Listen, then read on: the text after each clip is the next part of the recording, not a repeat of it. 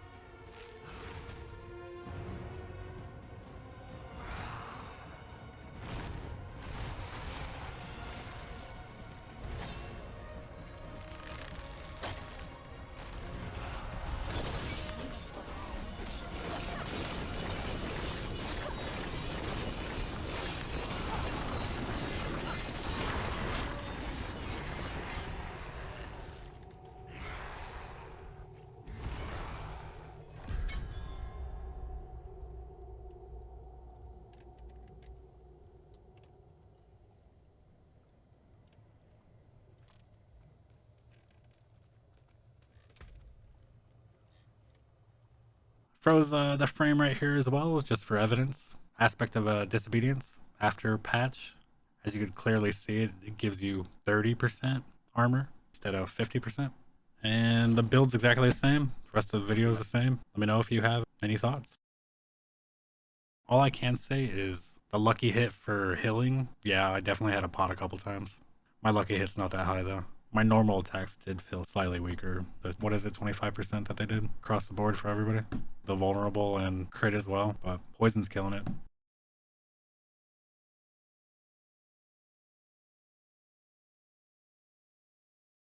There's a couple tips to begin with.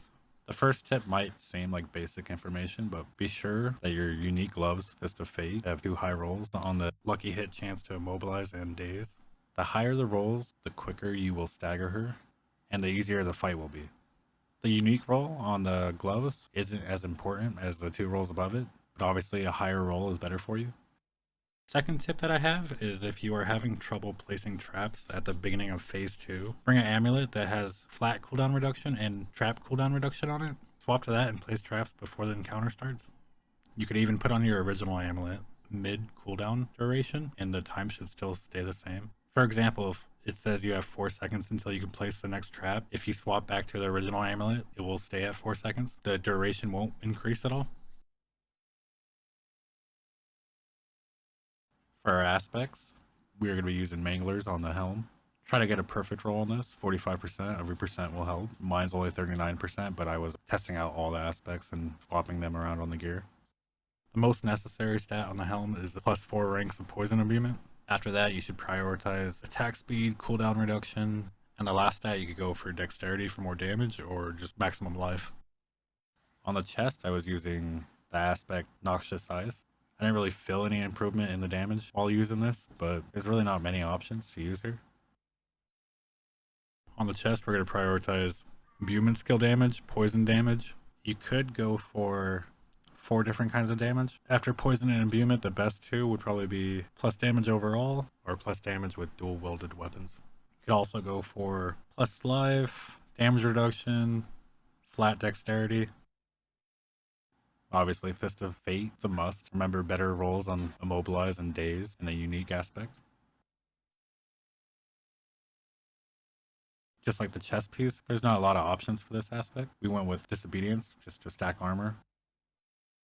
On the legs, the only two options for damage are Imbuement skill, cooldown reduction, and dexterity.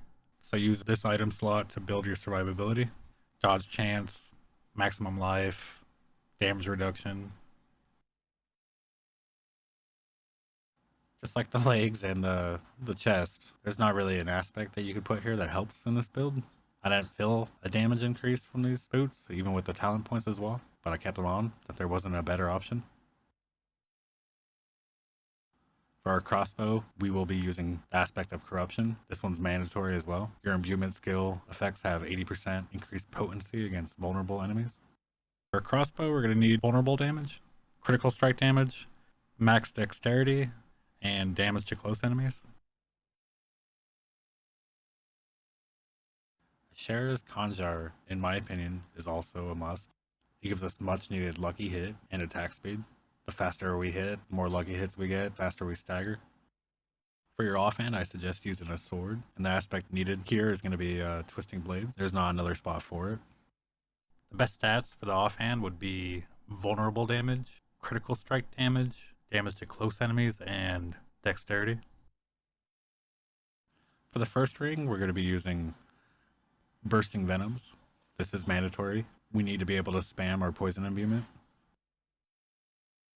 For our rings, we are using vulnerable damage and critical strike damage. And it'd be ideal if we could get lucky hit chance and critical strike chance as well.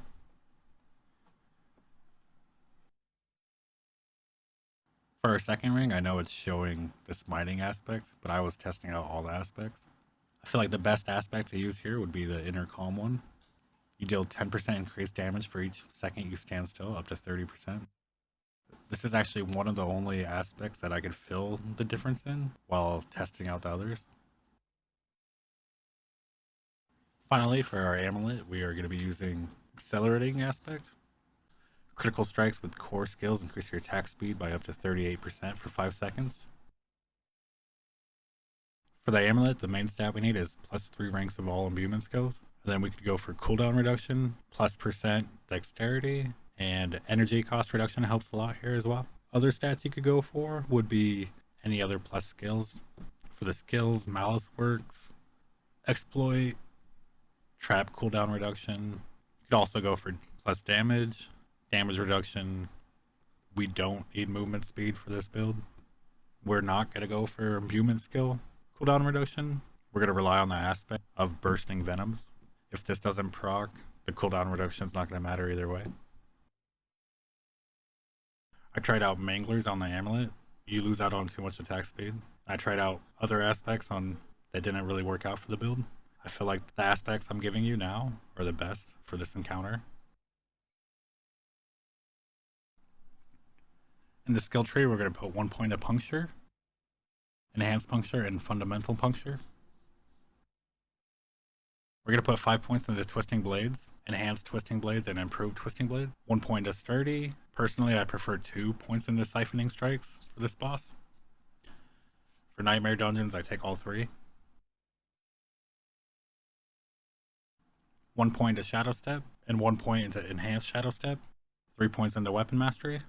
We'll put 1 point to Dash, 1 point into Poison Trap, Enhanced and Subverting Poison Trap. 3 points into Exploit, and 3 points into Malice. We want to get Poison Imbuement as high as possible. We get +4 from our Helm and +3 from our Amulet. Almost all of our damage is going to be coming from the poison in this fight. And we're going to put 5 points into this. We're going to put 1 point in Enhanced and Blended Poison Imbuement as well. Next, we put 3 points into Deadly Venom and 1 point into Alchemical Advantage. Just extra attack speed, it helps a little bit. Put 3 points into Frigid Finesse. Again, I didn't really feel the extra damage from this, but there aren't many other options to put it into. 3 points into Precision Imbuement. In the ultimate tree, we're going to put 3 points into Innovation, 3 points into Alchemist's Fortune, and 3 points into Second Wind. We're going to put 3 points into Trap Mastery. And for our key passive, we're going to take Close Quarters Combat. This increases our attack speed. The faster we attack, the faster we stagger, the quicker we kill the boss.